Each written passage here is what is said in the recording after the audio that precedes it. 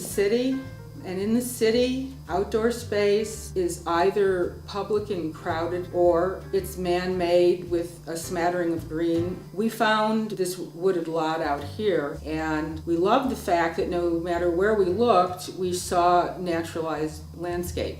The foyer introduces the main themes that are repeated throughout the home in the architecture, finishes, and furnishings. The main themes are the Roman arch, the grid, and the basket weave pattern. When the massive front door opens, it reveals a window wall of foliage that reflects the colors of the season into the room.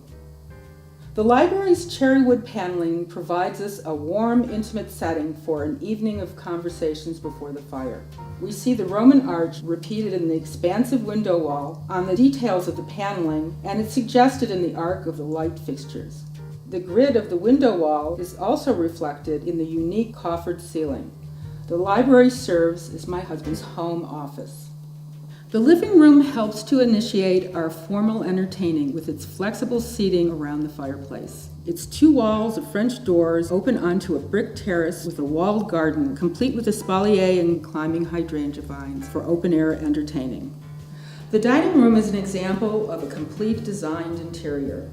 The artisan dining furniture and art glass wall sculpture were commissioned for the space. The work of these two artists complement each other and enhance the room. The kitchen, with its great window wall and vaulted ceiling, is all white and is the only room in the house that does not have artwork because nature is the intended focal point.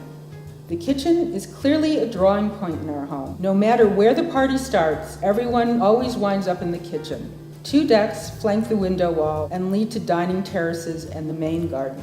The children's rooms are heralded by a whimsical historic poster at the end of a long corridor, visually shortening the hallway. The lofted two-story studio has soaring ceilings which follow the angles of the hipped roof above it. Its north-facing window wall and skylights flood the room with consistent, even light.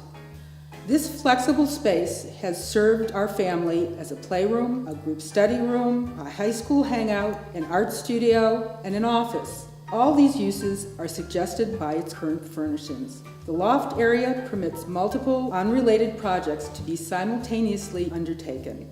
The main floor of the studio is outfitted with an industrial sink which never met a mess it couldn't handle.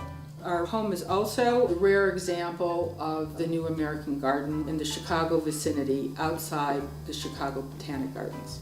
20 years ago, we committed to a goal of building a home that would retain its integrity for future generations. Now, 20 years later, when people are surprised when they find out our home isn't brand new, we've come to realize that we probably met our goal.